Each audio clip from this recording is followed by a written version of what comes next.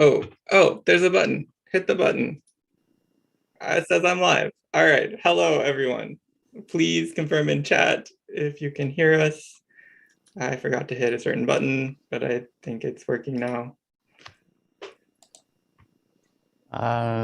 You're good now, Jason. And the delay is about maybe 15 seconds right now. Okay, so we do have a little bit of stream delay, but that's to allow for closed captioning, so you can pop those on if you need to.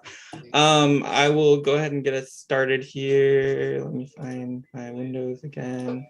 So welcome everybody to our koha-US Giving Tuesday Koha Q&A. My name is Jason. I'm the outgoing secretary for Koha-US. I'm also a member of the Koha-US Education Committee, and I've got a panel of other Koha-US education members here with me, and today we are here to answer your burning Koha questions. So I wanted to start off with just a little introduction about the who, what, and why of this presentation. So first the who, that's going to be who is Koha-US. I wanted to just talk about our organization a little bit first. So Koha-US is a member-driven Koha users group based in the United States. Our membership is largely librarians, library staff. We've got support vendor staff, and generally just people who love Koha from across the United States and beyond. So just because we're the United States users group, we're not putting up any walls, as it were. So we welcome anybody who wants to be a member, join us. So our primary goal as an organization is to open communication amongst Koha users, to provide educational resources and help move Koha forward through conversation, collaboration, and development. We believe that helping to make Koha better together makes Koha and library service in general better at the global level, which is pretty dang neat. Koha-US is an established 501c3 nonprofit organization, which also puts us in a position to collect charitable donations.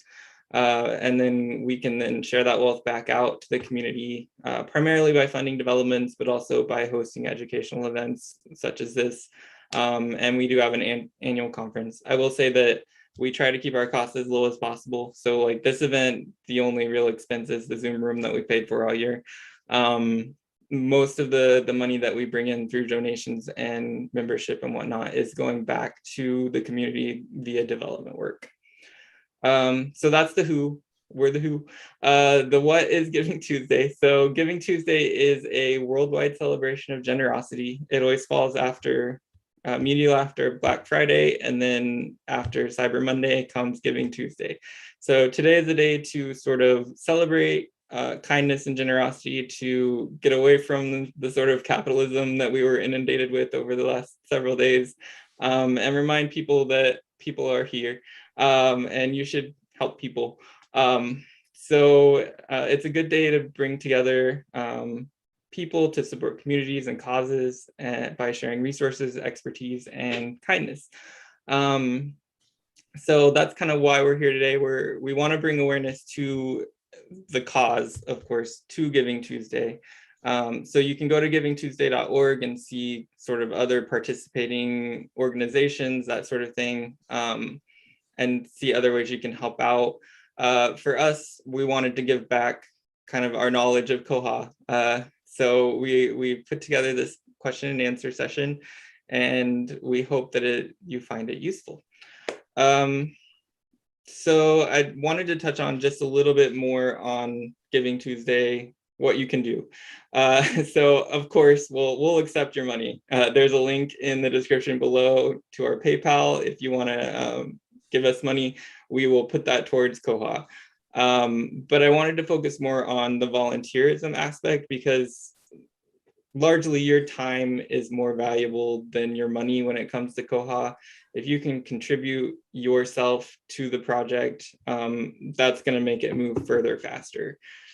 We have on our website a Giving Tuesday page that sort of lists out some different ways you can get involved and participate in both the Koha-US community and the global community. Things like participating in our monthly general meetings, participating in our special interest groups, joining our mailing list, joining the global mailing list, becoming a member, membership is only $25, and it gives you a voice in all of the koha-US decisions. So if you want to help decide where the conference is going to be next year, if you want to decide which developments we're spending that money on, becoming a member is a way to do that. And it also helps drive organizational decisions. At the global level, there are tons of ways you can contribute to the Koha community without knowing a lick of code. You can report bugs, you can put in a bug ticket with an enhancement you want to see. You can vote on bugs, you can copy yourself on bugs to show interest, you can comment. As librarians, our input is so valuable. So if you're getting in there, if you're getting into Bugzilla and putting your voice in, you're making Koha better for everyone. It's especially important to get in there and say things like, this is going to totally mess up my workflow, please stop and make considerations, that sort of thing. So that's an easy way to contribute. You can test and sign off on bugs. The sandboxes have made that pretty easy. You can help with documentation. If you're an expert in some portion of Koha that's not fully documented yet, there's new features being added all the time. If there's one you took a liking to, but there's not anything in the manual, we encourage you to contribute to that. And you can add to the wiki, share your reports, share your cool jQuery snippets, that sort of thing. So those are just a few ways that you can donate your time and knowledge and expertise, and not necessarily monetarily. But again, we will take your money if you want to give it to us. So without further ado, I think that, I wanted to set out a challenge first. So since it is Giving Tuesday and giving to the Koha community is sort of our goal, I think everyone needs to do one of those things I just said. So go vote on a bug, copy yourself on a bug, test a bug, sign off on a bug, do something today that impacts Koha in a positive way. Okay, so now to the meat of this, we are having a question and answer session. We sent out a survey, collected some, we put together some additional questions that we thought would blow your mind. So we'll just get started with that. I will let everybody sort of introduce themselves as they answer questions. We're just kind of going casual round robin. Feel free to jump in and comment. Other panelists, if there's more you want to add on a topic. So yeah, first up, we have two questions for Fred. What does Koha mean? And is it Koha or Koha all caps? Is it an abbreviation? Yeah, so Fred, I'll let you take it away from there. Okay. Before we started, we expressed some concern about being over too soon. So I'm going to try to pad out my answer as long as I can and include enough interesting, I hope, extraneous material to go for, well, not just 2 hours of me, but 2 hours of all of us. First of all, let me introduce myself. I am Fred King. I'm a medical librarian at MedStar Washington Hospital Center in Washington, D.C. I should add the disclaimer that I am speaking only for myself. I do not represent necessarily the views of my employer, my coworkers, anybody else, including the two dogs that may start barking when I'm talking. I am also known on 6 continents as the traveling companion of the avenging chicken. Not quite the fame I really wanted, but I'll take what I can get. And I am unique among this panel in that I run my own Koha. I am the system administrator. I don't depend on anyone else except the generosity of people who will answer questions for me. Bywater has most of the Koha libraries in the US. They are wonderful people. And I would say that even if our colleague Jesse weren't here, but we just can't afford them. And I think a lot of libraries are in that situation. So what I'm hoping to do is convince people that, yes, you actually can run it yourself if you have the time and the knack for using computers, and if it's a small enough library, because I would not want to be in charge of 10 different branches. So starting out with Koha. It is a Maori word. Sorry if I butchered that. Means gift with an obligation. So you download the software for free and you're expected to give something back. You don't have to, but it's a good thing to do, as Jason is saying. And here's another really amazing tangent. And Jason, you can cut me off if you want. Back in the 1950s, a writer named Eric Frank Russell wrote a story, And Then There Were None, about an entire planet founded on this. They were followers of Gandhi, so they called themselves Gans. And then a ship from Terra landed, and then the fun began. But one of the soldiers went into a restaurant, said, "Okay, I will feed you, but then you have to go chop up the load of wood in the back." Or let's say when you go to dinner, maybe you take a bottle of wine. And yes, I actually managed to find a bottle of Koha wine. So, I mean, Koha is never going to get a line of code out of me, but I'm doing my best to popularize it and say, yes, you really can do this. Okay, next, Koha, or all caps Koha. Well, if you're really excited and shouting in all caps, okay, you can use all caps with an exclamation, but it is a word, not an acronym. So it's Koha with uppercase K, lowercase OHA. And when it comes to the logo, I wasn't there for the discussion.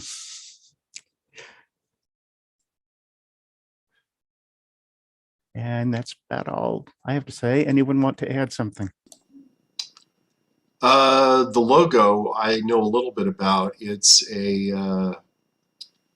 called the koru. It's a fern that grows in New Zealand, and it's the shape of. There's probably something about it on the wiki too, but that's what the logo is based on, is the koru shape. So that's about all I know about New Zealand. Yes, there is a wiki page, and I will put that in chat. I think I have that linked up in a separate document. Maybe I didn't put that there. I'll get that to you guys. But we can move on to the next section or question. So next on our list is, how do I get started in the Koha community? And for that one, we've got Jessie from Bywater Solutions. So Jessie, take it away. Hi. Hey, everyone. Thanks. My name is Jessie, and I work in the outreach department at Bywater Solutions. So we work with libraries that are getting ready to move over to Koha. And so today I'll show you a couple different ways that you can get involved with the community. And getting involved with the community can work in so many different ways. What you're looking at now is the community website. So koha-community.org is where you will find all of your resources for getting involved with the community. And there's so many ways you can do it: chatting with community members, attending some of the monthly meetings, or even just asking questions to community members. So on the website itself, you'll find a few different resources that you can use. So the first one is the calendar. The calendar is going to be a great resource for you to find out about all the upcoming meetings. So whether it's the monthly general meeting or a development meeting or even the education meeting, you'll find the calendar access here. There's also a tab for getting involved. This is going to show you resources that will lead you out to the community wiki, where you can find all different types of resources. Whether it's members of the community, certain SQL reports, or even jQuery hacks for your Koha system that community members share. And then finally, of course, documentation. So documentation is contributed through various members of the community, whether you're a user or a member of a staff at a library that's using Koha. Everyone can contribute back to the documentation. And then there is a manual for every release that is put out into the community. And actually, right, just this past week, they released 2111. So we just had our next release of the Koha system. So under that Getting Involved tab, you're going to see various options. So for librarians, for developers, or my library is using Koha, you'll find resources that will take you out where you can jump in and start learning about things. And the next point I'm going to talk about is the IRC channel. And so this is a way for you to jump in and chat with other community members. And so you'll see the tab here if you hit Get Involved and find us on IRC. That's going to take you in where you can actually jump in and start chatting with other members of the Koha community. And you can either do the browser-based IRC chat, and that's going to allow you to create a little nickname. Each of us are usually on there. Mine is J Zaro if you want to chat.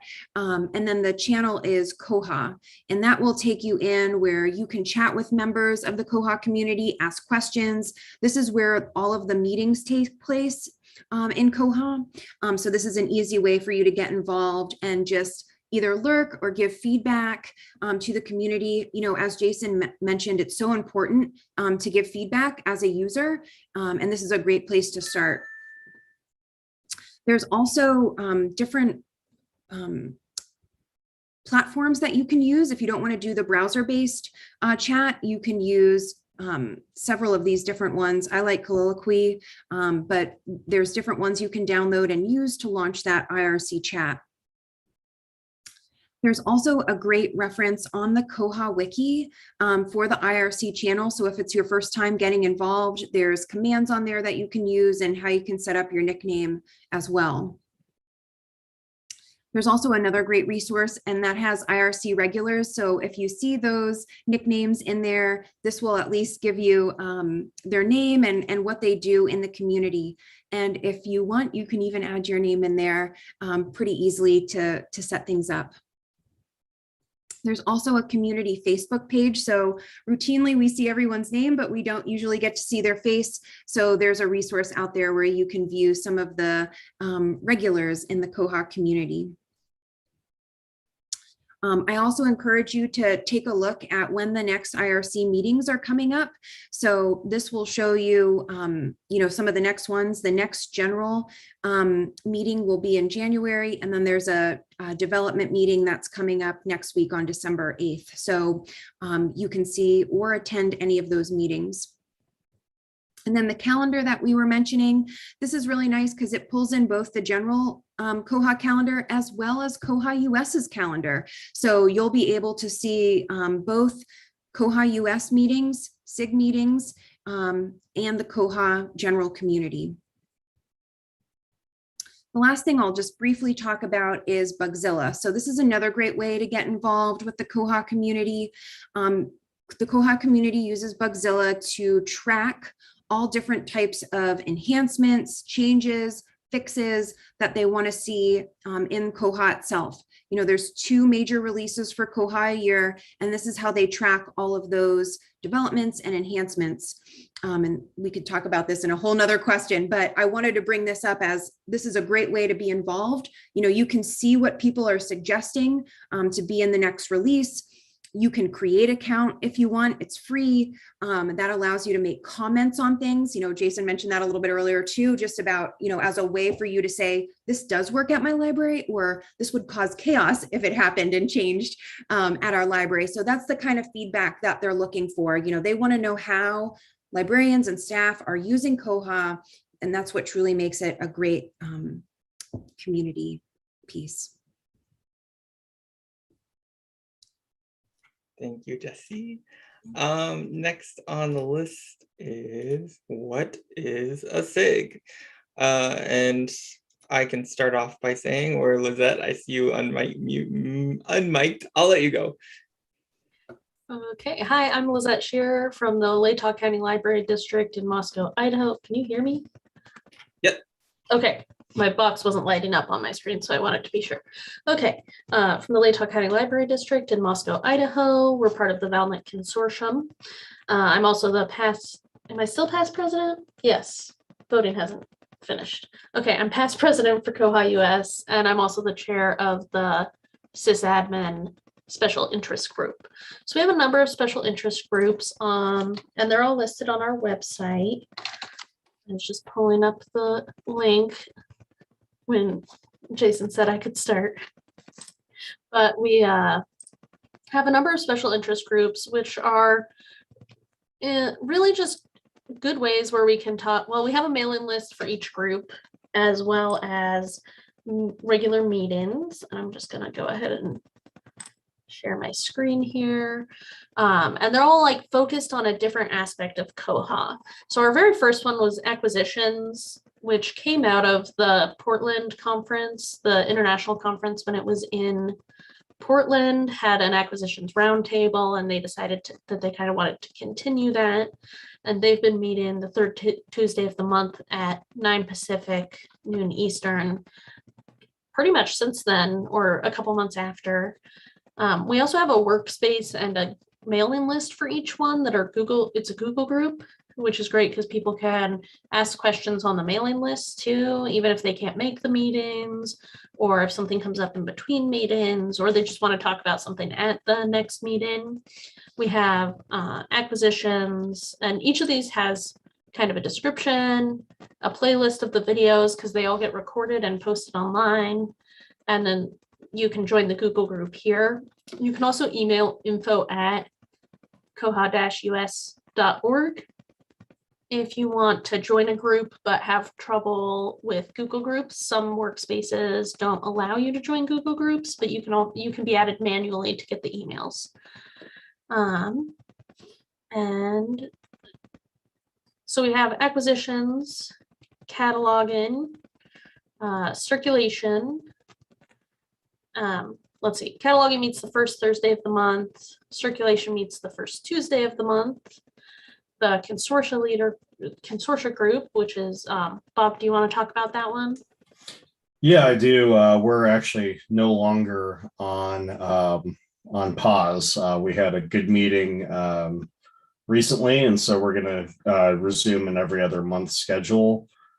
So I forget because I just got back from a trip late last night. I forget exactly when our next meeting is, but I can get back. I'll pipe in a second once I find that.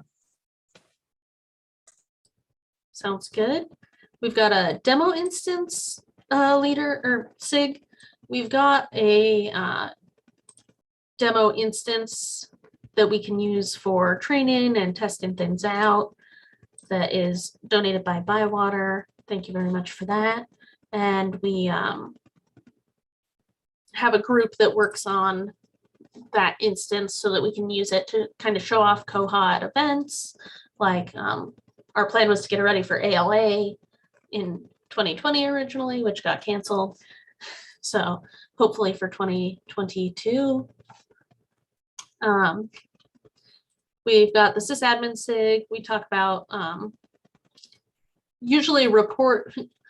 Here's our agenda. It's reports and other things that are happening that are systems related.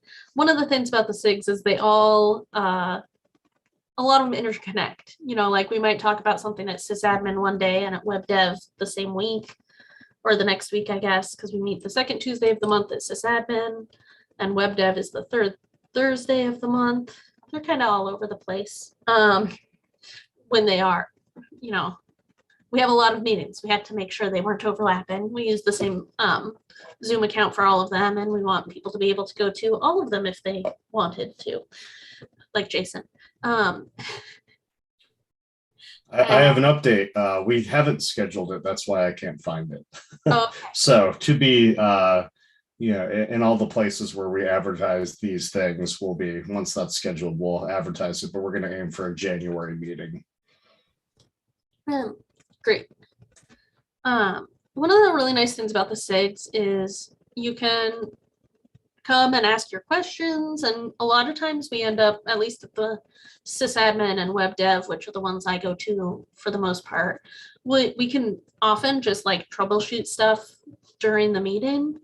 If someone's like, oh, I'm working on this report, but I can't get it to display how I like. We can all kind of put our heads together to get there. And that's helpful for everyone at the meeting and everyone watching the video later. And it's just like, if you have questions, it's a great place to come, even if you're not sure if it's the right SIG. If you're like, I don't know if this is a cataloging SIG or an acquisition SIG question, because there's some overlap. You know, you can go to whichever one makes sense to go to first. And if it's the wrong one, they might still be able to answer your question. And if it's not, or if they can't, you know, they can let you know who you need to ask or that it needs to be at a different SIG. So that's the main ones. And before I hand it back to Jason, we also have our book and crafting club.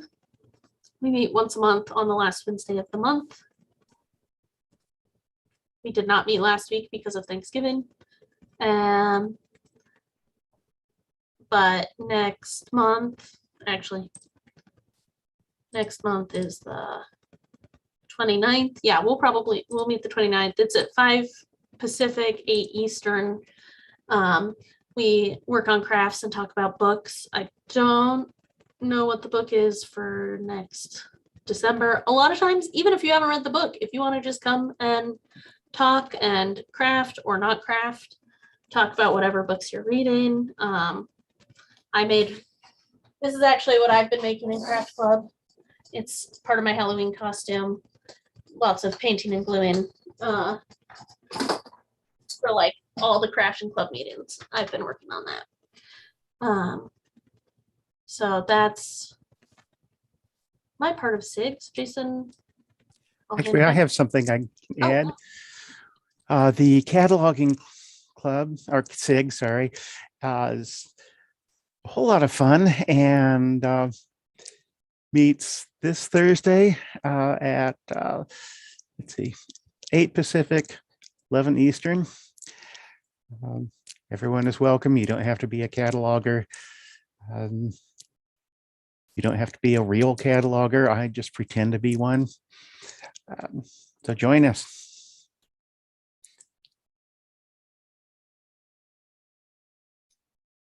All right, thanks, Lizette and Fred and Bob. I don't really have, I think Lizette covered that pretty well. So the SIGs are a great place. They are fairly organic meetings. I mean, generally we don't have strict agendas, but if you bring a question, we'll jump on those questions. And if, as Lizette said, if we can't find the answer, we'll try and get you pointed in the right direction to someone who can answer your question. So this kind of goes along with it, but not explicitly. The next question is mine. How do I keep up with Koha events? And Jesse touched on this a little bit earlier as well. So I just wanted to show you one easy trick to make sure that you don't lose track of events happening in the Koha community. So let me share my screen. Okay, so I also wanted to mention just real fast in regards to SIGs, we did add the special interest group page to the drop down from Collaborate, so it's easier to get to now. So if you're looking for that SIG information, just hover over Collaborate and that'll take you to that page that Lizette was just showing you. The thing that I wanted to show you was we've got a list of events. Our events are listed down here. So you can easily see what's going on our calendar and click into one of those events. Like if you wanted to get to today's event, you could go there. It's not hyperlinked, so you'd have to copy it. Some of them are, some of them aren't. But if you go to this view calendar at the bottom and then scroll down to this subscribe link, then you can find the appropriate link for your calendar software, click it, and then it'll add our calendar to your calendar so that you're always seeing what's going on. And I assume you can do that with the community calendar as well. So that's my one simple trick on how to keep up with what koha-US is doing. So I've totally lost my Zoom controls. There they are.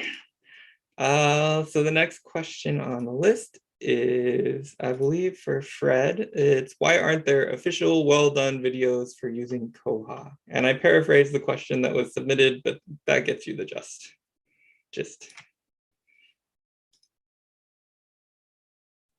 First, let me unmute, and now let me go to this page of notes that I printed out about 10 minutes beforehand. The short answer is because you haven't done one yet.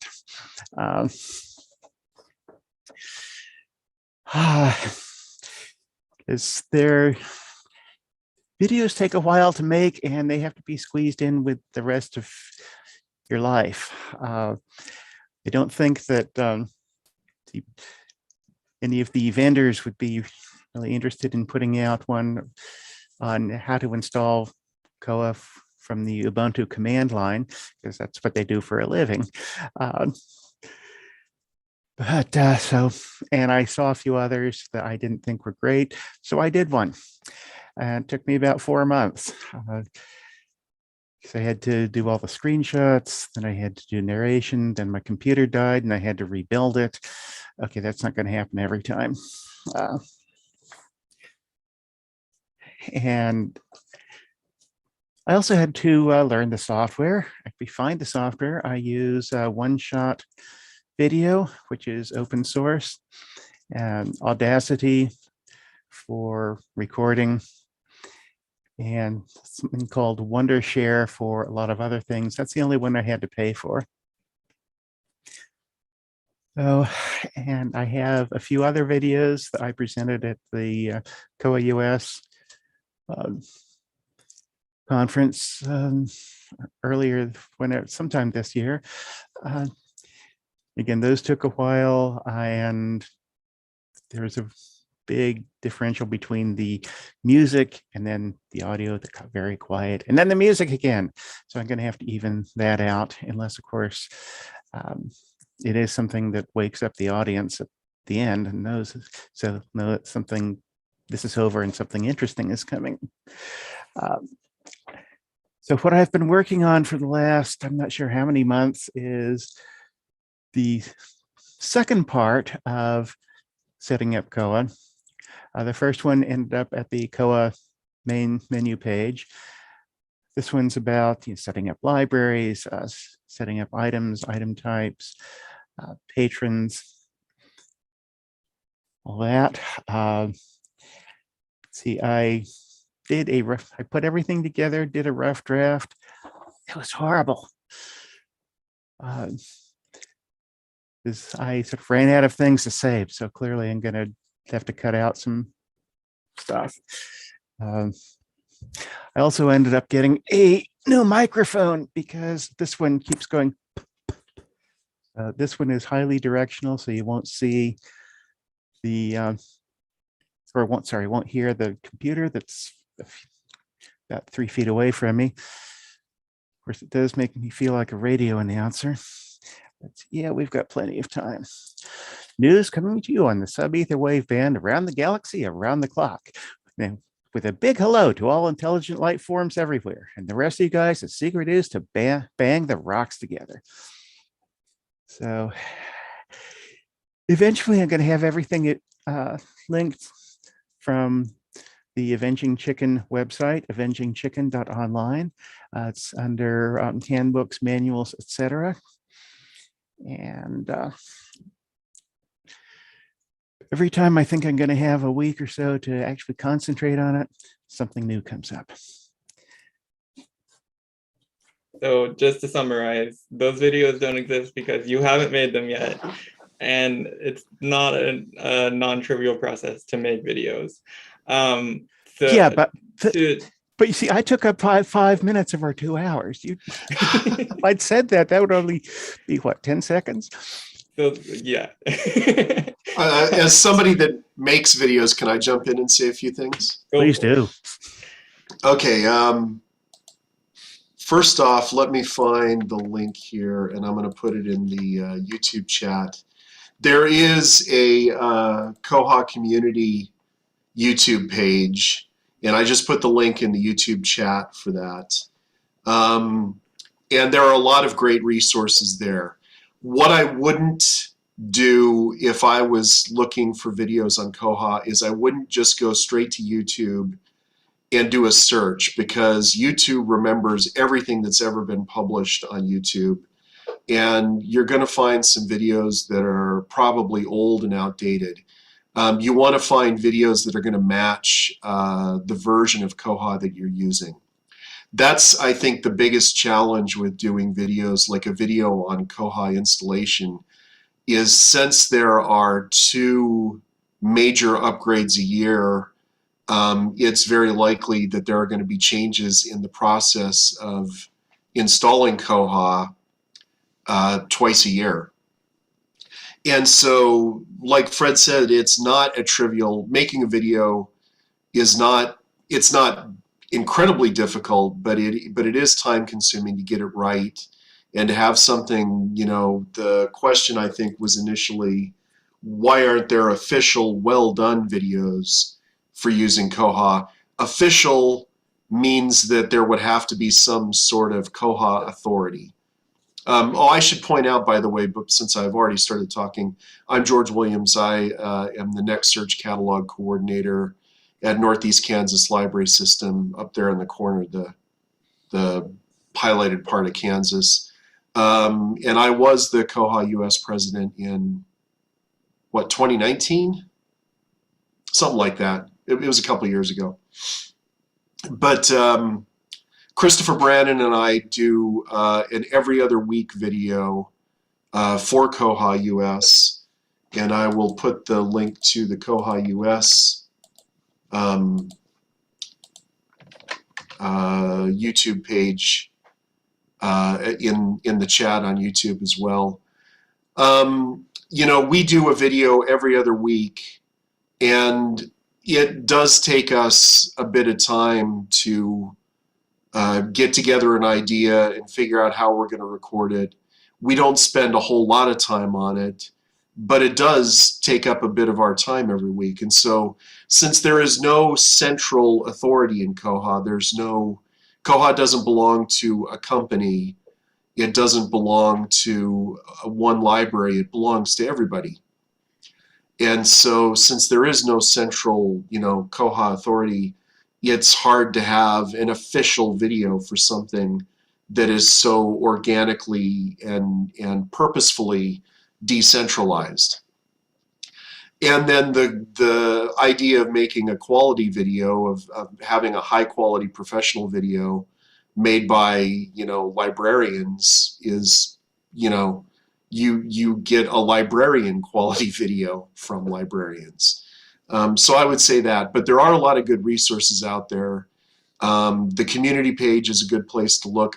A lot of the videos, Jesse is here in the chat room with us. Jesse and Kelly do a weekly video from Bywater. They try to keep those under what, like 5 minutes? Yeah. And they try to do, you know, quick videos about topics that they can cover in 5 minutes. Christopher and I tend to do things that take more time. We try to spend time on one topic or one idea that's something that you can do to enhance what Koha is doing. Usually we're doing like more of the monkeying around with the Koha backend kind of videos, and Jesse and Kelly are more about, this is a feature you might not know about, or this is a feature that's coming up in the next upgrade.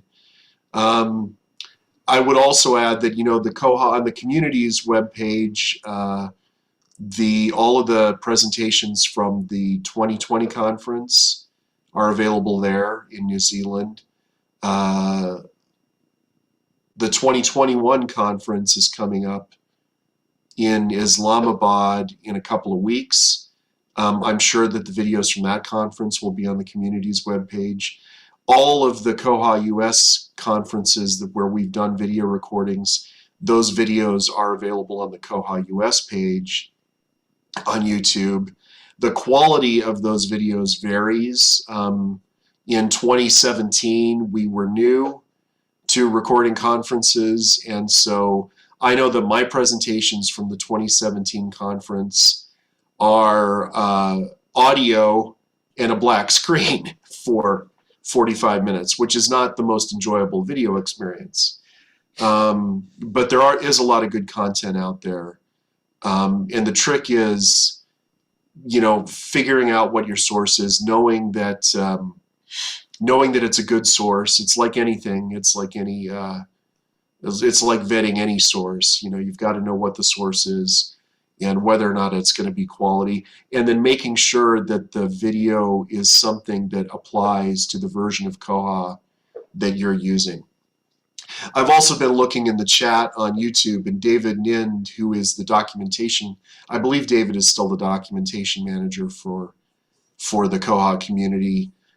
David says that he would like to have a series of videos as part of the documentation, but they have enough challenges already trying to keep up with the documentation as it is. It's always hard. I think that's one of the biggest challenges in Koha, is it's hard to make a video today about something, and then in 6 months it's possible that you might have to start over from scratch because that feature has changed, or that feature is no longer there, or a new feature comes along. There's just Koha and videos like the Koha documentation is one of those building a plane while it's flying kind of situations. So, I would just like to say that about the video issues. So I'll I'd like say to one follow last- up. Oh, go ahead, Jesse. I was just going to say for one last one, if you don't subscribe to the Koha Community newsletter, you should definitely subscribe to that. It comes out once a month, and Michael does a really good job of aggregating all of the videos and tutorials from, you know, librarians, staff, and vendors that put them out.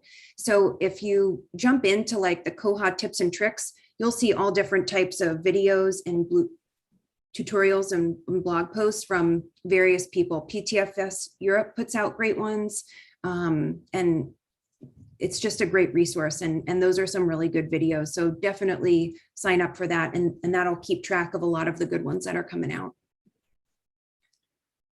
Okay, and when I made my installation video, the likelihood that would be obsolete in about 20 minutes was definitely something I considered.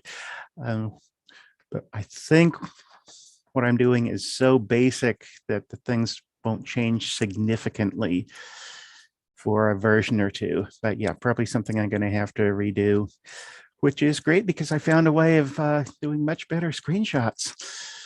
So we'll have some amazing sort of continuity problems. But yeah, say revisit every version or two. Okay, so I think we've exhausted the topic of video content. I'll just close this out by saying, oh, go ahead. One more thing, as far as high quality, there's a reason my employer's name does not appear on my videos. And I have a huge disclaimer. Okay, so I will just close this out by saying that video content is something that koha-US is continually producing just passively from our SIGs, from our meetings, that sort of stuff. But it's also something that we talk about at the education committee meetings. So if this is an area of interest for you, if you want to help make videos, just short tidbit videos of how to check out, how to check in, things that could help with documentation, joining the koha-US Education Committee is a good place to do that, a good environment where you can work with other people to kind of crowdsource a higher quality product. Okay, so I'm going to move on to the next question. No one else has anything to add here. Next on our list is an acquisition serials related question, I think, with Jesse. Can I send a claim to a vendor from the serials module? Yeah, okay. So I'll just go through all the things you want to check off when you're setting up claims for serials or acquisitions. So the first thing you want to make sure you have set up in acquisitions is a vendor. So in your vendors, you have a section where you can actually delegate that an individual will receive claim notices. So I came into a vendor here, and we'll edit one of our vendors so we can take a look. Under company details, you have your contacts, and there's a series of check boxes that allow you to identify if they're a serials contact or they're acquisitions contact. And then you can also check if you can notify them about late orders. So late orders would attain to the acquisitions module if something hasn't been received, or if you want to contact them about late issues in the serials module that you haven't received. So you want to make sure that you have a good email address in there for that contact, and then check the box that pertains to that individual. The next thing you want to do is you want to make sure that you actually have a notice that's set up to go out for those claim notices. So in your tools module, under your notices and slips and patrons in circulation, you can actually define those notices that go out to those users. So you can send out an acquisitions claim or a serials claim, depending on the notices that you want to send.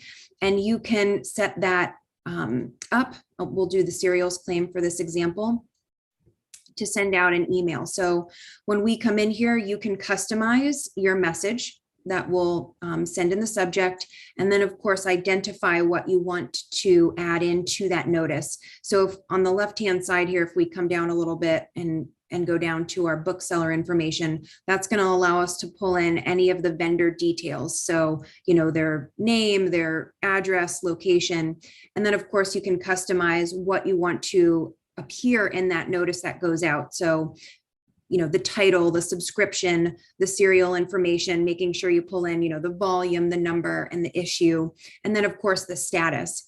And then you can customize below, what you want it to say, and contact information if you're the person that you want that information to come back to. Once you've identified the serials contact and the notice information, we'll jump into the serials module itself. And we'll come over to the claims tab over here on the left-hand side. The first thing is it's going to ask you is to choose the vendor. So you can identify either one or multiple vendors that you have set up. This will populate any of your missing issues or late issues that you have in the system. And there's essentially two ways to do it. If you have a great relationship with your vendor and maybe you just want to send them an email through your personal email account or your library's account, you can actually download a CSV profile, and you'll see right next to their to that option, you have the option to download selected claims. That'll download a CSV. You can see that populates right in my downloads. Your other option is to actually select a notice. So I can come in here and select my serial claim and send the notification out to the Philly Fun vendor contact, and then that will email them a message. And once I hit that send notification, it will populate a little notice up top that tells me that an email has been sent. So it's pretty simple to send that information out. The last moving piece here I'll talk about is there's actually a system preference, and it's called claims BCC copy. And what that'll do is that will actually send a blind carbon copy to the email address of the librarian or staff member that's logged in. So since I'm logged in, it BCC'd a copy of the email that went out to the vendor for both serial or acquisitions claims. So it's a really nice way that way what's been sent to the vendor for it. So you can do it for both serials and acquisitions. Thanks, Jesse. I always love seeing, I attend the acquisitions group and we don't use acquisitions at my library, but I always love seeing the acquisition stuff just because it's like new and fresh, even after however many years we've been using Koha. So it's always interesting to see that sort of thing. The next question is for Bob, and it is, how can I set up auto renew? And Bob, I don't think we got a formal introduction from you, so I'll let you start by Yeah. introducing yourself. Yeah, I manage AspenCat for the Colorado Library Consortium. We're a mix of all types of libraries, lots and lots of branches. That's why I'm involved with the consortia group, because lots and lots of branches equals a lot of complexity. And so that's why I have an interest in that particular SIG. But as far as auto renew, I'm going to share my screen and we're going to look at first my desktop, but eventually this. How you set this up. And the first thing you set up auto renew would be in the circ and find rules. Reason why you would want to do auto renew, I know some of the libraries are opposed to it. I'm going to pull up one that's using it. You'll see we have some jQuery on our back end, so we can hide some fields that we don't always use, including automatic renewal, because we typically don't mess with that on a daily basis. So I'm going to turn on all of the automatic renewal. But the libraries that do use it tend to really enjoy it, because it just it does a couple of things. It boosts their circulation, because those renewals are just happening automatically, as long as there's not a hold on the item and as long as they have renewals left. So that does tend to juice the circ stats a little bit, but it's also a little bit less work. The other thing I'll say about this feature is, even in the last couple of years, there's been a lot of development on it. So it continues to improve as more people use it and refine it. So what we've got set up here are the two key things are the no renewal before and turning automatic renewal. As you can see, this isn't just as simple as switching on a single button. You're going to want to select things by their patron category and item type. So if you're a library like this that has a ton of rules, there is a ton of different things to set up. What we found is I've set the no renewal before. That just tells it when to renew. So if I have it set at 0, then it's going to renew the date that's due.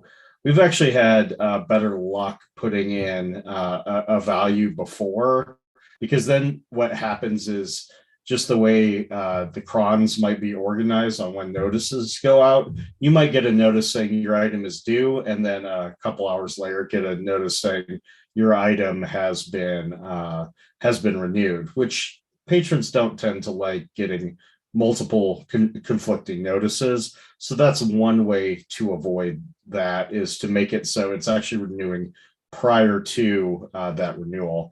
So that is one thing to set up. You can then also go into, there's a brand new in the latest update, there's a brand new setting here where you can actually turn on patron messaging preferences, and there's a new digest option. So you can get, we are in the process of getting that set up for our library. But if I switch this over to according to patron messaging preferences, it's going to allow me to control that at the for each patron category, who gets those notices and who doesn't, depending on how I want to get that set up. And then I can go to the digest. And then finally, you can go into notices and modify the default language that's in there. I'm going to do a search for you. And you can see there's a couple, there's this auto renewal digest and this other renewal. And if I go in and edit it, you'll see that this uses a template toolkit. So that might not be something that you've messed around with, but this actually provides a lot of flexibility in how you send different messages out, giving different situations. So there's a lot of power in this now, and the ability to, when you're setting this up, to really make this customizable for your needs.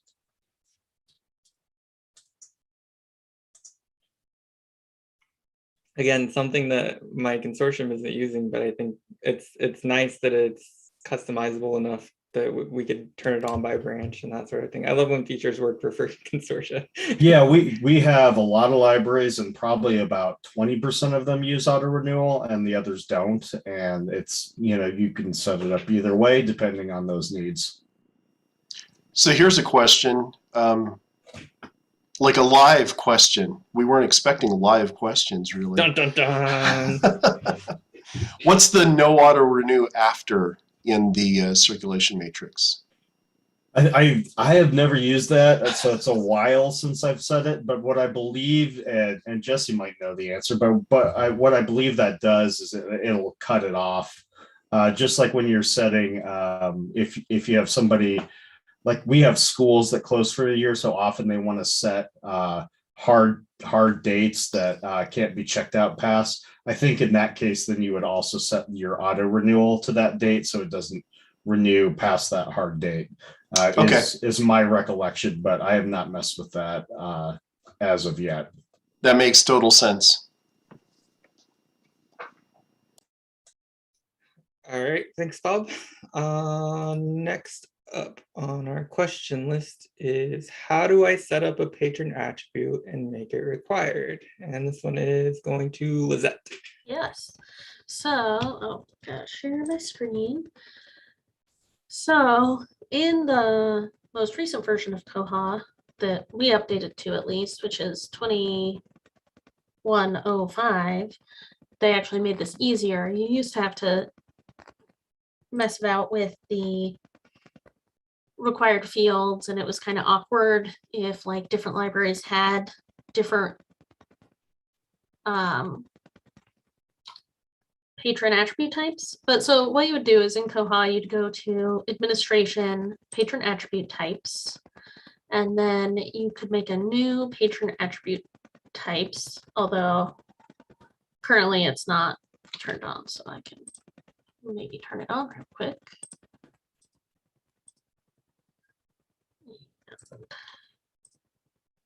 And I just say that I love when like something like that links directly to the system preference that you need to change. So such a nice improvement. Yeah. So then you can make a new patron attribute. It has to have a code, just like any authorized value. It's basically an authorized value with some different options. So let's say we're making, there's already a newsletter one, which is what my example is going to be. Oh, we have staff initials. So we have a staff initials patron attribute type because we use like kind of generic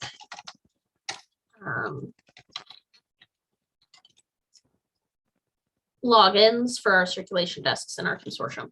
So there is a character limit. I'm just going to do staff IN for that. Description will be staff initials. This is what will show on the patron edit screen, and if you choose to show it anywhere else, you can let a patron have multiple values of this attribute. We have that turned on for most of ours, mostly because of merging, because if that's not turned on, it can be difficult to merge patrons. Unique identifier.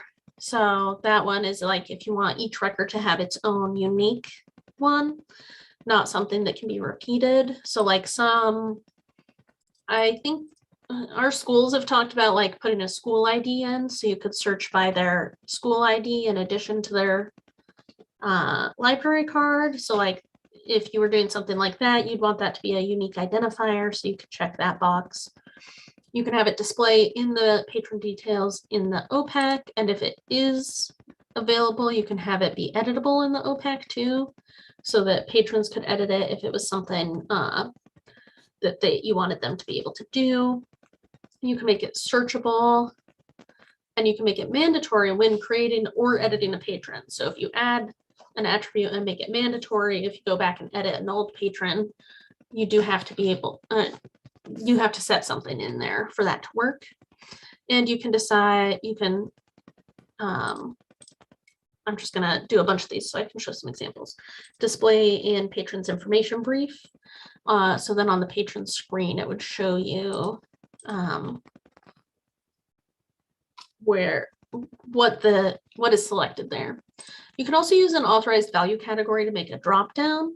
So if you wanted it to, like for our newsletter, we have a yes, no authorized value for our newsletter drop down. If you don't select anything, then it becomes like a editable text box, which that's what we use for our staff initials.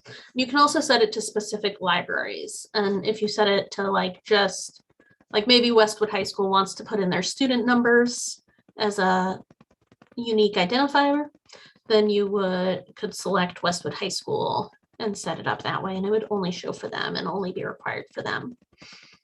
You can also set it so it's just for specific category. So if you want something just for minors, maybe something, like that their parent has approved getting the card or something, you could set that. Or if you had like some homebound related attributes, you could set those up so that they would show and be required only for the patrons that needed them. But if you need multiple patron types, you can only select one here. To have multiple patron types have access to, you have to not select a category.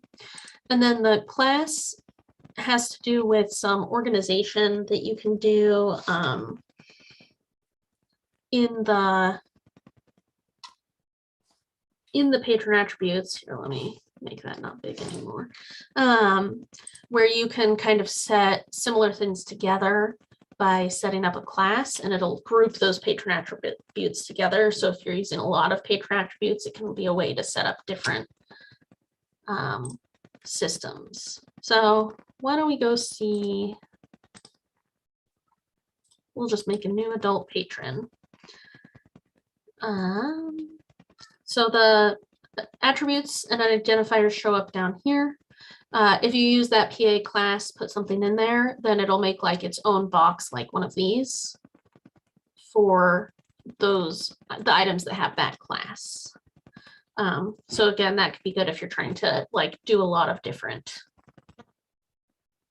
attributes. And that's interesting because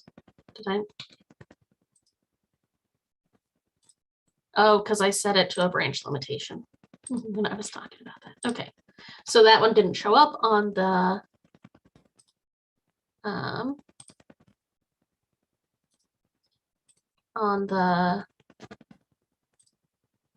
this page because I had set it to not have to just be one library, and that wasn't the library I'm logged in as. And so now you can see staff initials is here and it's required. And if you put in, I guess I've got to enter the required fields.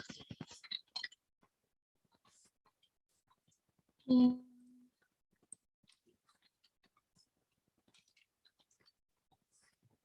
if you put in like my initials, oh,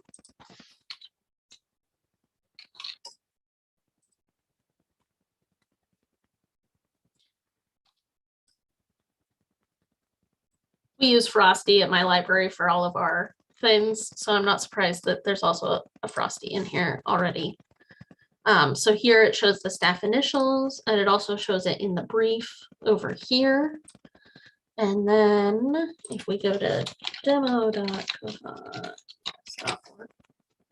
yep, okay.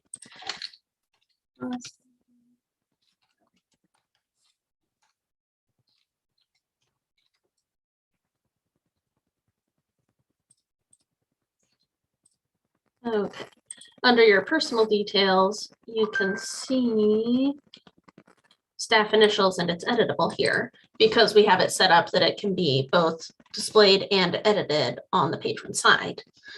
And you can, like, we have some jQuery set up to automatically set some of these on patron creation. Like we have a geographic home library that has to do with like some reporting statistics. And so you can also like use jQuery to preset some specific options if you want to. So I don't have that ready to show off today. And George mentioned that he can show a class group in. We don't have that set up, but George does. So I'm gonna Yeah, I've got my system hand it over to him. open here. Let me pull up Koha and share my screen. Screen 2. So you guys can see Koha behind me, or okay, perfect. Frosty is the name that we use in my library too for test patrons. Wonder how that happened. Yeah, I don't know. That's kind of weird that we both use that.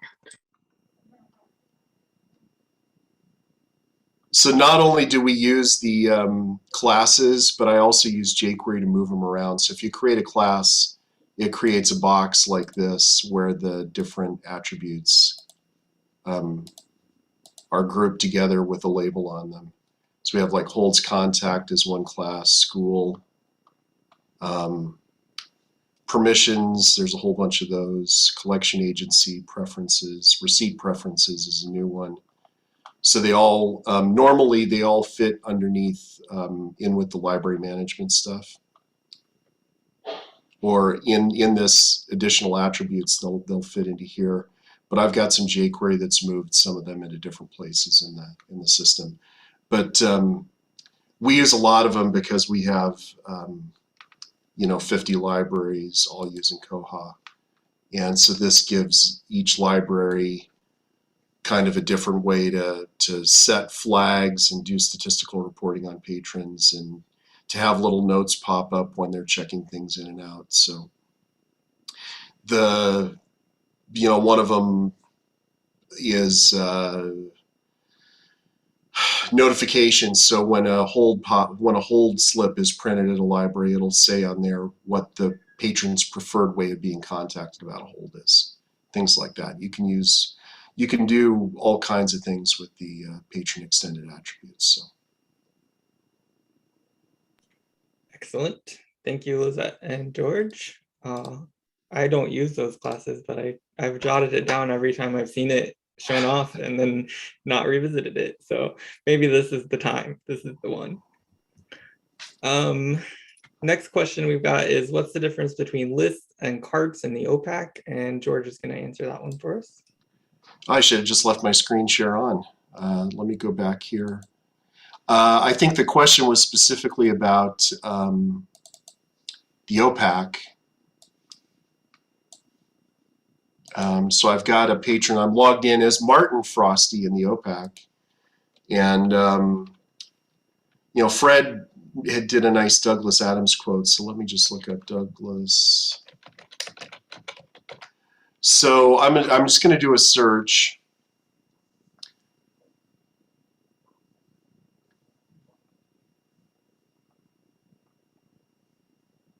And here we've got the restaurant at the end of the universe and mostly harmless. I'm just going to click the check boxes next to these. The complete hitchhiker's guide, the restaurant at the end of the universe. Well, there's a lot of copies of the restaurant at the end of the universe. That's life, the universe, and everything. So once I check those little check boxes next to the items, I've kind of selected them. And now I can add them to a list or the cart. If I add them to the cart, they're going to pop up under here, under this little shopping cart icon. And from here, I get a list of all the things that I've put in the cart. And I can select them all and send an email.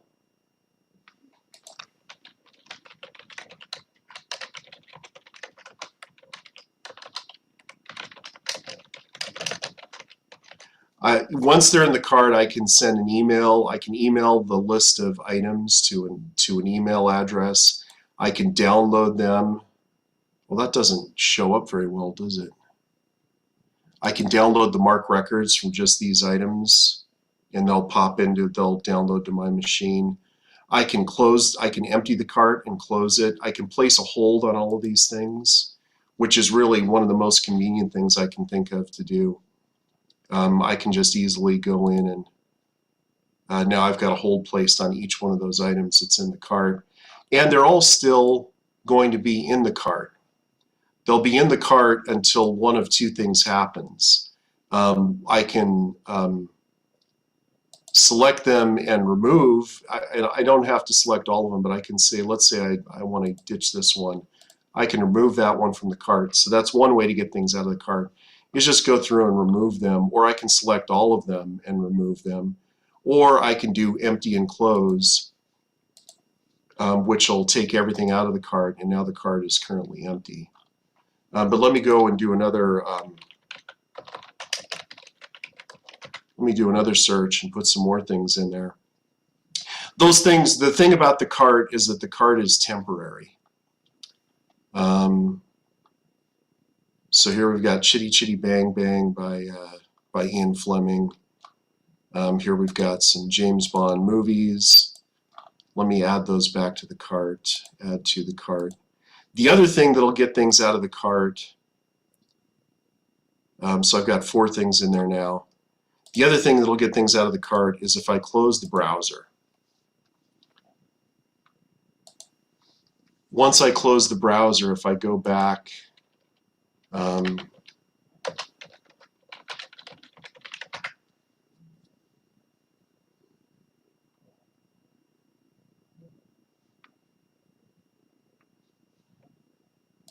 once you close the browser, the cart empties itself.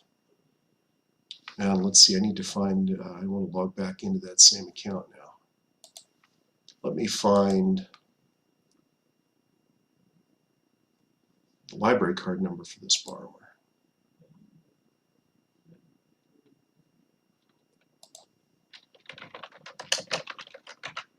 There we go.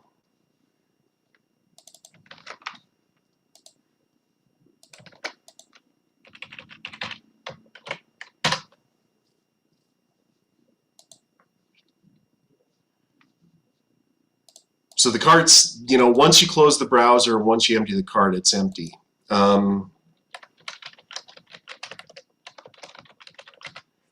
Let's do another search. So the cart is kind of a temporary place to put things while you're shopping around on Koha. So if I go through and the other thing that I can do with items, you know, I can go through and here's a list of Spencer books by Robert B. Parker. I'm just going to click on a few of these. The other thing I can do up here is there's the cart, but then there's lists. And I can take the things that I've got the checkboxes next to, and I can click on list, and we're going to tell it to go ahead and open up these pop-ups.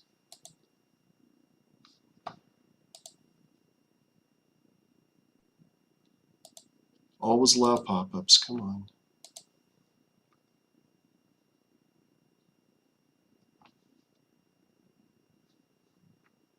All right, let's try this again.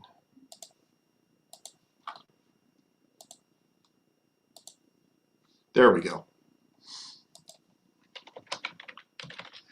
And with a list, the thing that's different from the main thing that's different from a list and a cart is that I've got a choice here. I can make this a private list or a public list. I'm going to make it private, and once I click on save, then all of these things are now in my account in a list, and the list is going to stay there until I delete it. I can go back to this list anytime that I want. I can add things to the list. I can do all the same things that I can do with a cart. I can send the list to, I can email the items on the list to myself or to anybody else. I can print the list, I can edit the list, I can add, I can take, I can delete the list, I can do all those things, but the list is permanent. Once I close my account or close the browser, I can come back to the list later. There's also more than one way to add items to a list. There's more than one way. I just did the checkboxes because I wanted to create a list really quickly, but I can look up a specific item. You if I go to the details page of a record, from here I can add it to the cart, or I can save it to a list as well. So there's a bunch of different ways you can add things to a list. There's a bunch of different ways you can add things to a cart. The main difference, though, is that the cart is only temporary. It's just like a temporary place to gather your items. And if you close your account, or if you close the browser or empty the list, the cart, it's not going to be there when you come back. Once the things are out of the cart, there's no way to retrieve them. But the list stays on there until you delete it. It'll stay with your account as long as you want to keep it there. So I hope that answers that question. Excellent. Thank you, George. Let's see, what's that? Cool. We've got about 40 minutes left. We passed the hour mark. I totally missed it. So I just wanted to note that we've got a slug of questions here. If we don't get to them all, we may have another one of these events if it's well received. If not, we'll follow up in whatever way we can. But we may start skipping around soon. Yes, Fred? If I may, just 30 seconds. Sure. You can also make lists public. In my library, for example, we have books that we put on a list called In Case of Emergency. They also have reflective tape. If the lights go off. The hospital, just fairly basic things that the residents or doctors knew from a couple years ago. But if you've been doing brain transplants for the last 3 years, you may not know basic bandaging and burns. So public lists help too. Yes, and also those list links are permanent. So if you need to share it out on like Facebook or send it to a colleague via email, you can just copy and paste that link, which is very nice. It's a good way to use those lists in the OPAC. Yeah, that's actually, let me share one last thing with that. Let me go back here. On our homepage in Next Search Catalog, there's this banner right in the middle of the page. Good Eats, Do You Like Scary Movies? All of these pictures link to a list. And we have a librarian here in our office, Dan, that puts together these lists and puts up new pictures, regularly. Probably about 5 times a month, he'll create a list and add it to this scrolling list of pictures. Here's all the Dune books when the new movie for Dune came out. So this is the way that we get a lot of readers advisory done here, is by putting all of those curated lists together and then having them appear on the homepage in the catalog. So, yep, it's a great way to digitally advertise your collection. Next up on the list, so I was also going to mention, I will bookmark the questions throughout the VOD. So for those of you that are wanting to revisit something that we've talked about, or if you're watching it later on, you can skip to the different questions with the bookmark link. And these are sort of organized by category. So we're moving into some cataloging questions now. The next question we have is, how do I set up a new Z3950 target for cataloging? And Bob is going to show us how to do that. This one's a pretty quick one, so that's good. So I'm gonna. So this is found in your administration settings. There, in the additional parameters, you can set up these Z3950 targets. And as you can see, we have a bunch set up, and in one case, we pay for Sky River access. It's kind of like the equivalent of OCLC, just different company. And that one actually has a password and a user ID. That one we also need to get cleared on IP address. But if you're just doing one of these libraries that have this set up and have it for free, it is a whole lot less detailed. So just to go into one of those so you can see how that's set up, I'll go and edit ours. So you can see what's required here. That's information that should be publicly available from these institutions that lend. And you just fill that out. You can decide whether or not you want that to be defaulted, are already pre-checked when you're doing your search, or if you want it just to be an option that library can choose to check. You can also decide which order you want these listed in, and then the rest. So what makes, I think, this easy is once you have one set up, you just have to kind of follow the same format and that type of information. Jesse, do you know if there's any sort of storehouse of these type of things, or because I know if you're a Bywater customer, you generally get a lot of these preloaded when your server's created, but I can't remember if there's another storehouse of information of people that are publicly putting out their Z3950 info. Yeah, IR Spy. If you go to, let me get you the URL. If you go to IR Spy, you can look for targets that are open, and then that will have additional information too. So this is our list. You can go much longer. We tend to not go too long because I think if you do a select all search and you have 24 different targets, that's going to be a bit of an issue. So that's something that we try to avoid. We only have a couple of things defaulted. The reason why we have our own server as Z3950 target is because that serves as a way to kind of remind people if they're kind of skipping our suggested cataloging process and they're trying to import records versus see if they're already in our system.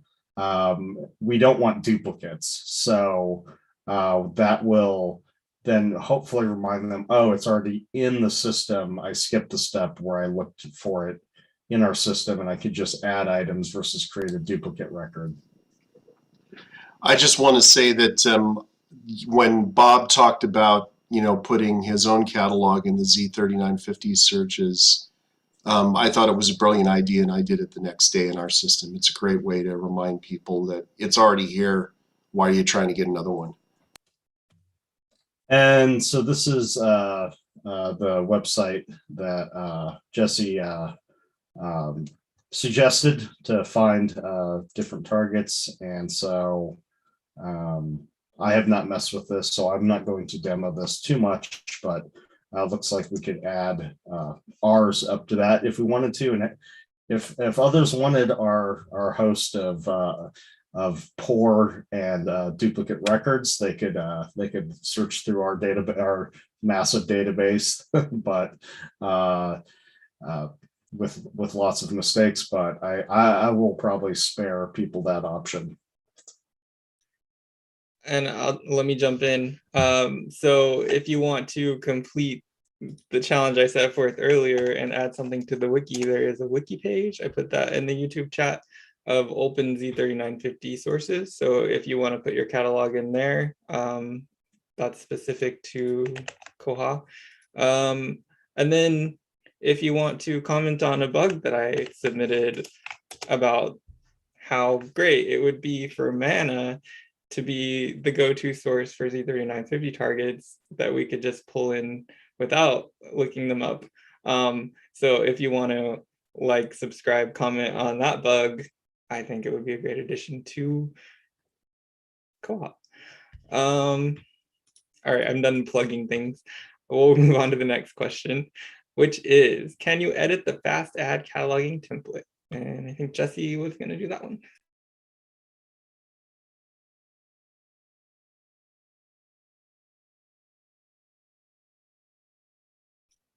Jesse, I think you're muted maybe. Okay. Oh, how about now? Yeah. There you go. There we go. Okay. Can you see my screen? Yep, looks good. Okay. So if you come into your Koha system and you jump down to your fast ad framework, there's a couple that might be set up by default. And, maybe there's some in here that you don't want, or maybe there's a few in here that you want to add to. It's pretty simple to adjust those. If you go into your administration and right under catalog, you have your MARC bibliographic frameworks. This is where you can come in and make some of those adjustments. So I'll give a couple tips. Under FA, or your fast add framework, you have actions over here. As a suggestion, I always come in and export a copy before I make any changes. That way you have a good starting point if you go and make some changes and either you didn't set up the correct subfield or you deleted one and you're like, oh no, why did I delete that? You have a good starting point that you could come back and you click this import, and then you can import a copy of that original one that you had. Another suggestion I would make is if you come in here and you look at that MARC structure, you can see that we have a few of the options in there for the fast add framework. And let's say we wanted to add a 505 field. One of the really nice things about Koha being web-based is you could have multiple tabs open. So if I come over back to my MARC frameworks and I know that I have that 505 field set up, I can come into that MARC structure. You can search for a tag. So if I come up here to search for 505 and I bring that up, I can jump in and come over to the actions and view those subfields and then grab the one that you want. So maybe I want to look at that 505 subfield A. I can come in here and edit that. And then you can just copy and paste over the fields that you want. So you're grabbing the right information. And then you can bring that in to your fast add framework. I can come up top, select add a new tag, and then I can go through and copy and paste that information and add it in. So just a couple easy steps. If you want to add or adjust any of the tags or subfields in there, you can easily set that information up. And if you're unsure about deleting subfields versus hiding them, if you'll never use serials and you don't want to put in an ISSN number for serials, you can come over here and delete that, or you can come in and edit those subfields. And right now for visibility, this is where it determines if it's going to show up in your editor or not. You have your first one, which is your OPAC, your second one, which is your intranet. So that's going to be the staff client. And then your third one, which is the editor. So if we did not want that to show up, we could essentially uncheck those and flag it. Flag would just mean that it's not going to be visible at all. Collapsed means that if you had, let's say, the 505 and then you had multiple subfields beneath it, it would collapse those by default, and then you can open them if you want to use them or not. So there's lots of options in here. You can make a subfield repeatable or mandatory. This is a great one. If you check it to make it important, that will give a reminder to your catalog to make sure they fill out that particular field. It won't force them to do it, but it'll give them a pop-up and say, this is an important one that you should fill out. So there's a lot of nice features in there that you can turn on. You can also connect it to an authorized value. So if let's say we were adding in a particular field where we wanted to see the item types, you can link into those, your collection codes, shelving locations. One thing we've done is we've added an item message so that when it checks in, it pops up and says like route to cataloging in red to try to make sure that those briefer records don't just stick in the system forever and ever and ever. Somebody actually takes care of them. Yeah, and we use the fast add for external interlibrary loans, so stuff we get out from outside of Koha. So I have the title field pre-populated with interlibrary loan really big, so then I can run reports on that static value. So there's lots of flexibility and uses for the fast add framework. So thank you, Jesse, for sharing. Next on our list is how do I merge records? I didn't switch the question. How do I merge records? And Bob's going to show us how to do that. Yeah, I mentioned earlier how our catalog's a bit of a mess just because of a ton of libraries, and a lot of migrations tend to lead to that. So we end up merging a lot of records. pulling it up, there's two different ways to do it as of last year. You can do it through the catalog search here. So I can find it and I can select, and you can see there's this merge selected button here, but they've added the ability to do it this way as well. And I find just personally this view a little bit better. So what you're merging is probably going to depend on your local policies, because some libraries like to be more aggressive on this and some like to be a little less aggressive. Like for example, we would never merge a large print onto a regular print because that does not serve our patrons, but some libraries have different policies on that. So you can do more than you can see with these check marks. I can continue to check mark and merge a lot of things at once. And in this case, I'm just going to merge these two because they do look like they are identical copies of the same thing. They just happen to be on separate records. So I'm going to go up to this edit button here, click merge records. I need to select the destination record. My recollection, I can view the mark to see which is better, but my recollection said that the second one was a little bit more complete. So I'm going to go with that one. So right now I've got a destination record on the right that's using the source record. I can switch over to this other one, and if there are details I want to add, I can do that. So I could add this particular 852 if I wanted to, or whatever field you want to add over here. I could do that. In this case, this is a pretty brief record, so I'm not going to. So I'll just go ahead and click merge, and then now I can go and look into see the merge record. And I go over into normal view, and it's going to show me that not only did it delete that old record, but any holds that were on this moved over and are reordered appropriately, and all the items and all that circ history, all that information has successfully moved. Now I have a single record on this, and it's not located in two different places, which messes up how it looks on the catalog. And it also makes it so you might have two competing hold lists, which could delay how long patrons actually get their items. So that's how you do that. But the other way of doing it this way works just as effectively, just a different way of doing it. And one thing that my catalogers do, if you get into the reports wiki a little bit, there are some reports that have a merge link built in. So you can actually work off of a report to merge those duplicate records, which is handy because then we can kind of refine the report down to what we just want to look at. So if we just want to we want to filter out large print, for example, like you mentioned, we don't want to merge a large print with a regular print. So that's worth looking into if you're looking for some merging cleanup type work. The next question deals with course reserves. Can you batch add reserves in course reserves? And this is Jessie again. Okay, if you are using the course reserves module, there's some nice ways that you can do some batch functionality.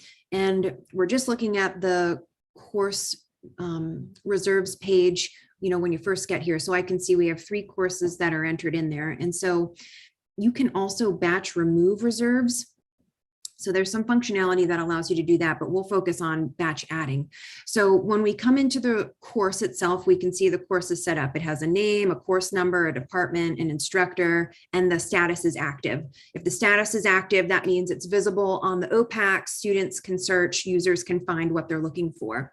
So if we come into this batch add option, this allows us to add multiple barcodes at once. So whether a professor or a faculty member has shared a collection of titles from their personal collection that you fast added using the fast add framework that we just saw, or you went into the stacks and you grabbed some titles that they've asked from the library collection, and you brought those back and you can scan them in. Either way you do it. This allows you to add the item barcodes in bulk. And then you have some options down below. And this allows us to essentially change the status of the item, collection, shelving location, and or home or holding library if you have multiple campuses or locations. So in this case, we'll change the item type and the shelving location. So this brings up all of my item types, and you can see we have a couple different ones in there for hourly loans. So let's say for these 4, we're going to change them to a 3-hour loan. Now, if I don't select one of these options, it will remain the same collection that the item was attributed with before its move. Now, for shelving location, I can come in here because maybe we have a reserve or a certain location where we can find these particular titles. Let's say we're going to move them up towards reference.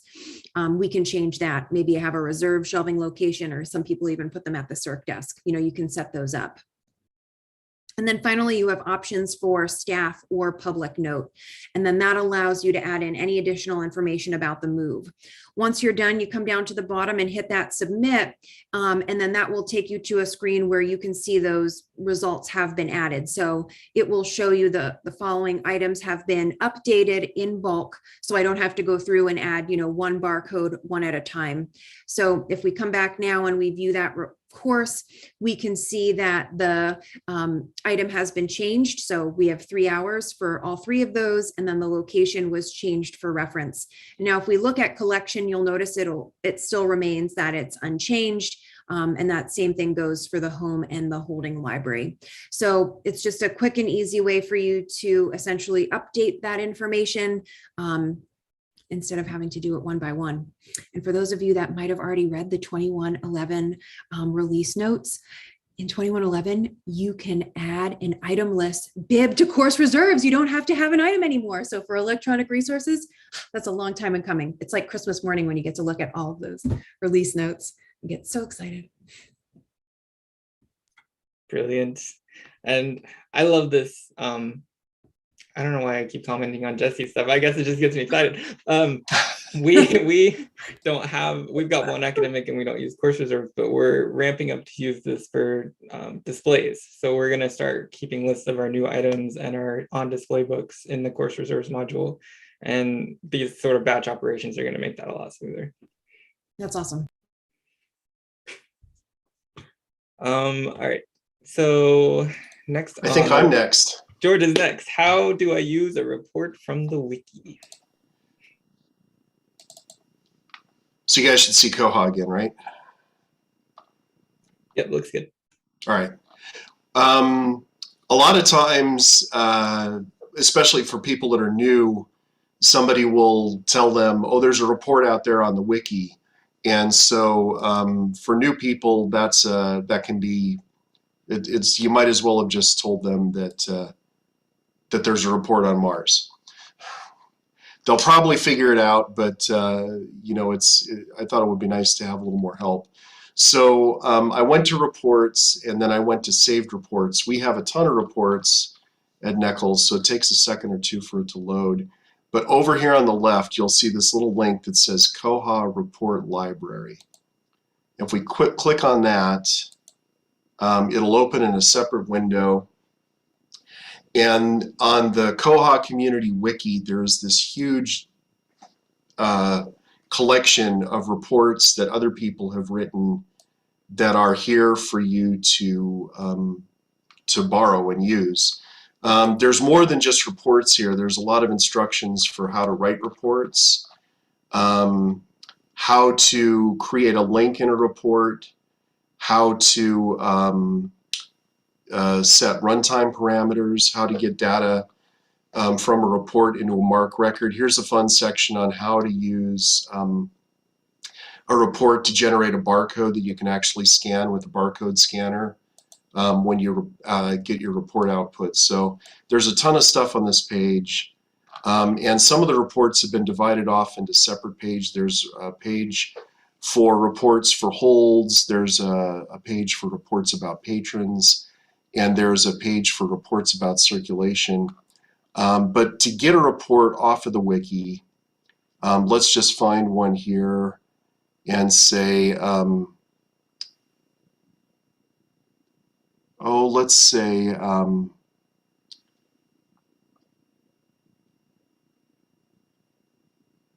author list by branch. That one sounds pretty generic. So the way you do it is you just highlight the report, everything in this little box here from select down to the end, and then we're going to flip back over to Koha and go new report, new SQL report, and we'll give it a name, report from wiki, and I'm just going to pop that report information, the SQL, into the box here that says SQL, and click on save, and let's see what this report does. But that's it. You know, once you find the report, you just can load it into your system by copying and pasting it, and then we're going to run it and see what it does. Author, last name, first name, well, Adams. Let's see if Atchison has any books by Douglas Adams. And they do. They have 1, 2, 3, 4, 5. So that's all this report does, is it just shows you a list of titles by an author at a library you specify. So it's a pretty basic report, but that's the way that you get one from the wiki to your Koha. And from there, I can think of all kinds of crazy things I could do with this report. It'd be a lot of fun to go ahead and mess with it, but I won't show you how to do that now. But I thought this would be a good question for people that are particularly people that are new to Koha. And I think Jesse is going to go on to the next phase, which is how to use the MANA database to get a report, which is pretty cool. That is correct. Jesse, how do I use the MANA database? Okay, there's 2 places that you can actually use it in. So we'll do reports first. So I'll pick up right where George was. So if you come in to create a report from SQL, if you hit this drop down, and there's multiple ways to get to it, you'll notice there's a third option. And once you've enabled MANA, which I'll show in a second, you'll have this button for a new SQL from MANA. And this allows you to search. So I could search by any topic, serials, holds, late orders, you know, whatever you're looking for.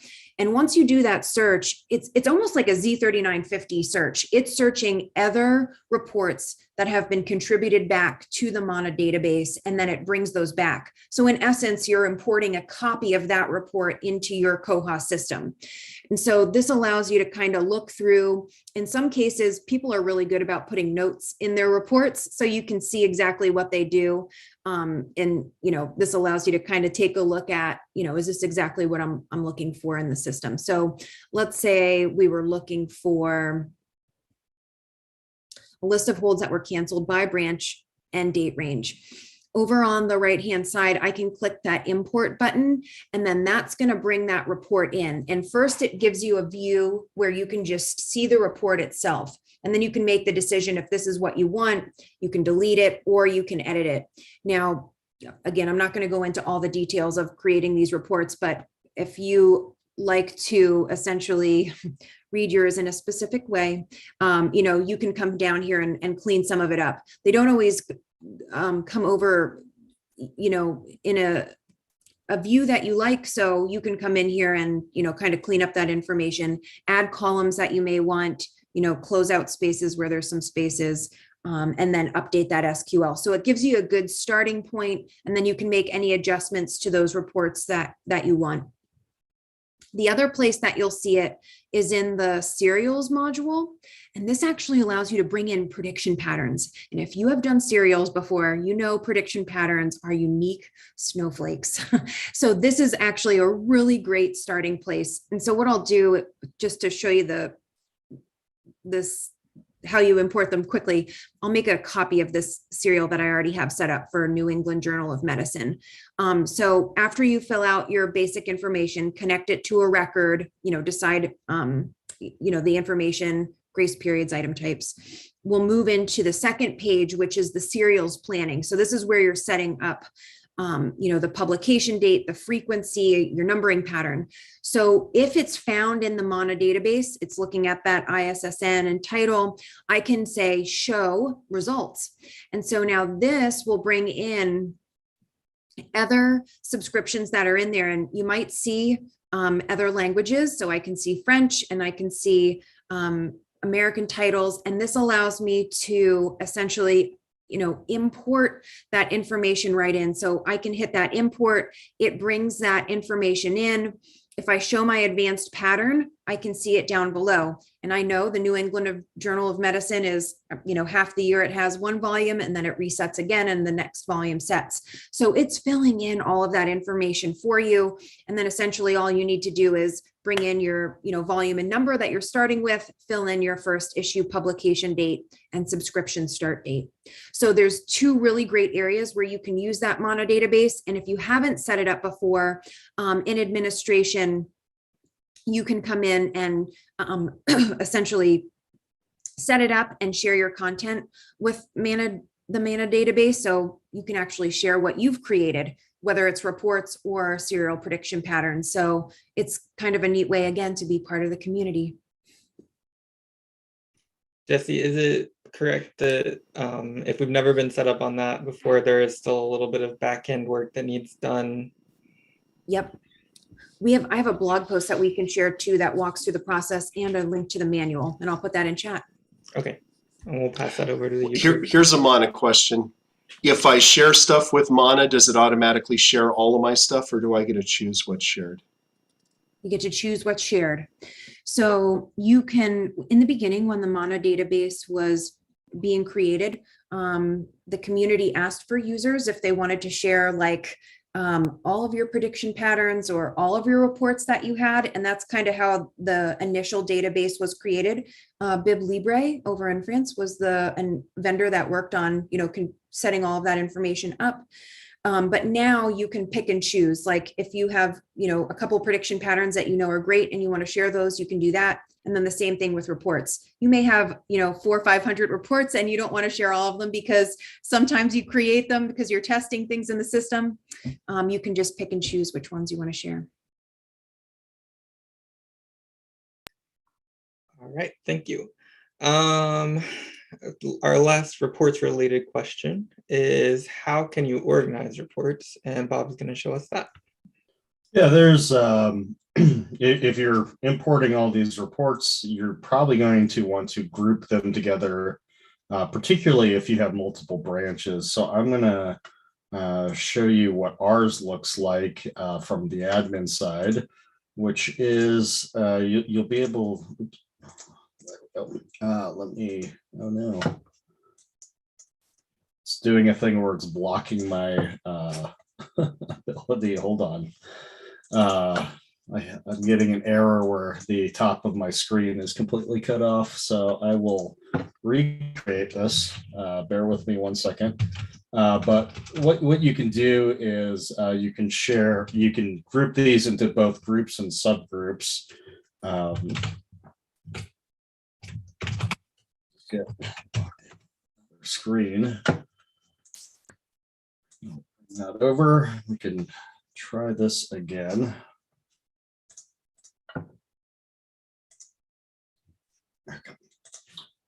So starting from the reports page, if I go into use save, it'll tell you how many reports you have. In our case, we have, it's populating all the different tabs we have. We have 928 total reports. So that requires some sort of organization. And so what we've done is we've set things up where some have, where you can, if I'm going to do an overdue report, I'm going to run that.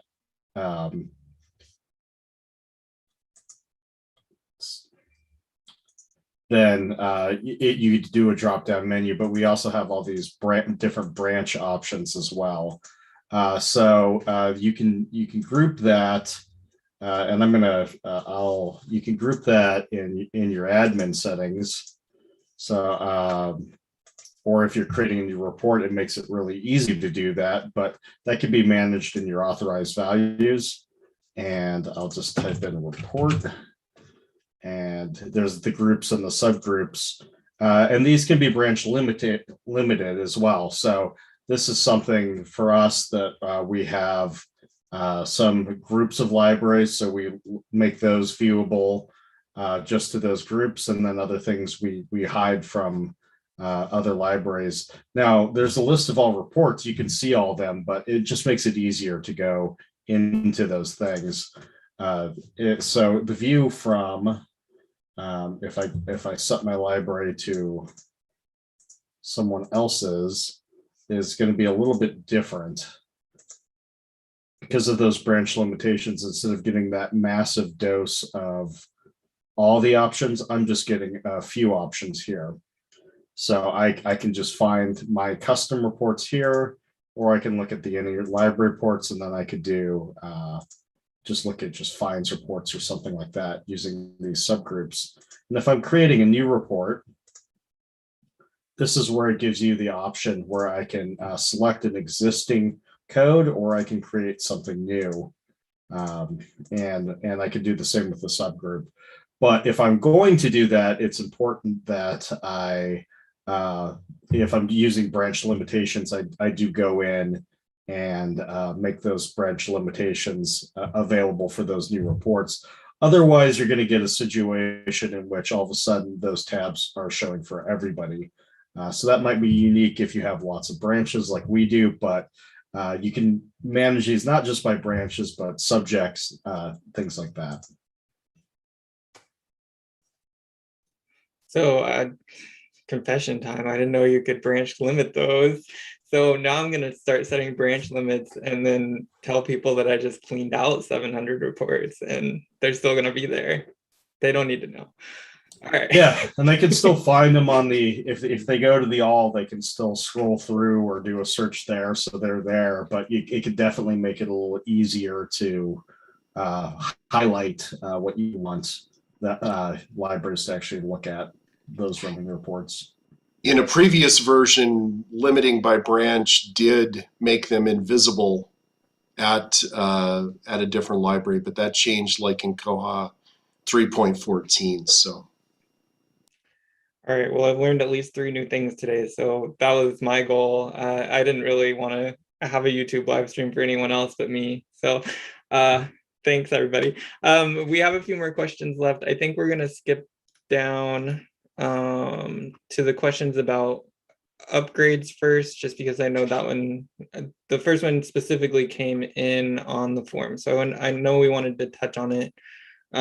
So there were 2 questions that were similar. We grouped them together. How can I update my instance to the latest version? And can 3.14 be upgraded?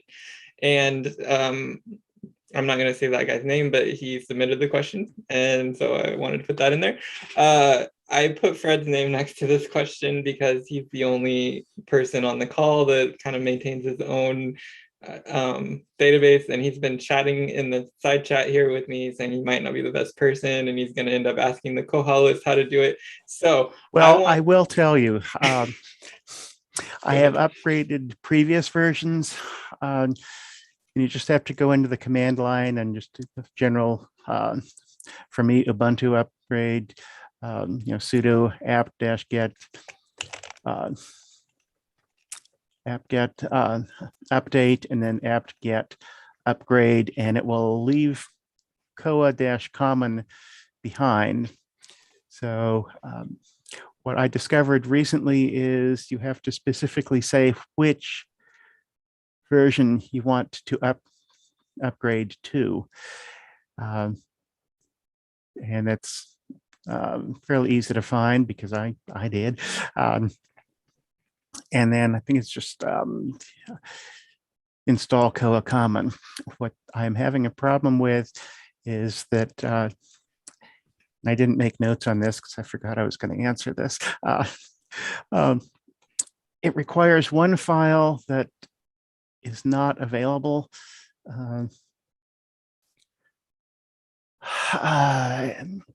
And my current version of Ubuntu has the next version, let's say 3.5, and it really wants 3.4. And that is what I'm going to post the Koha list later on. As for updating to 3.14, I started out on 3.12.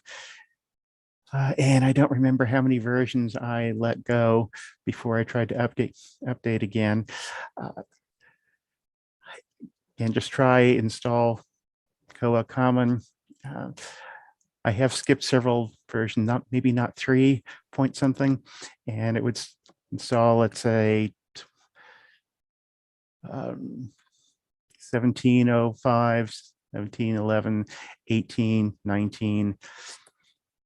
So it will just keep installing the next version, the next version, and the next version until now. So Okay. yes, possible. Though, yeah, on the Koha list, a lot of people are saying for 3.14, just export everything and import into a fresh version, which sounds a lot easier. Yeah.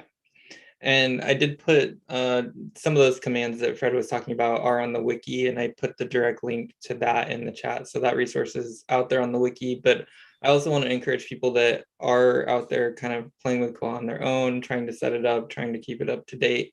Use those resources that Jesse talked about and that Fred's talking about. Use the IRC, use the listserv. If you're not sure what to do, if you get stuck, if you run into a specific error, give as much information as you can. The community is helpful. I don't have personal experience with that, but I've seen it from afar, and they can help if you give them the information they need. Yes. All right, well, we are right at our time. It's 1 o'clock here in the Central Time Zone, which takes us to the top of the hour. So I think this is as good a time as any to wrap up. Thank you, everybody that attended or is going to watch this back later. Like I said, we'll try and get things bookmarked up so that you can jump directly to the different questions we talked about. A reminder that it is Giving Tuesday, so please give and give and give. Give to your local communities, give to your global communities, and make sure you do something to contribute to Koha today, because that was our goal, was to get you to make a comment, test a bug, talk about Koha, teach somebody something new.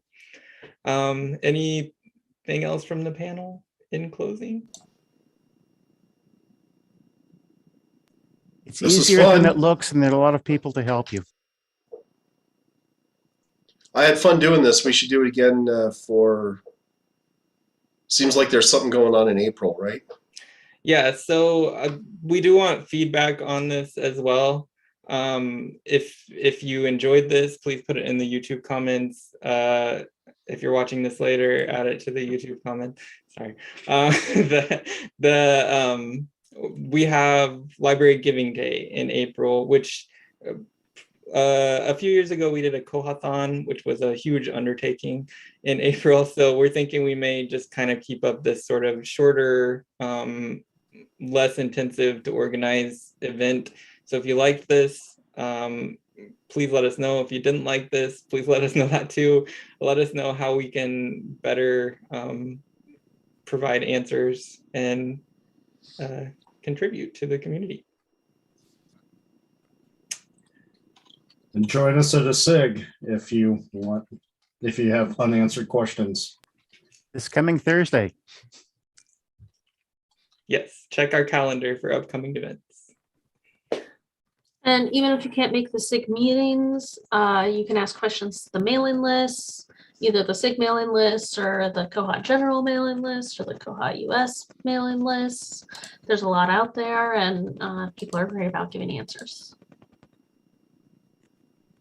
And if you want to join us for the next event on this side of the camera, feel free to reach out to education@koha-us.org, and we will get you added to our little group of crazy people. All right, I think that's good enough. And thanks again, everybody, for watching, and all my panel members for coming. Bye. Thank you. Bye. Bye. Bye, everybody. See ya.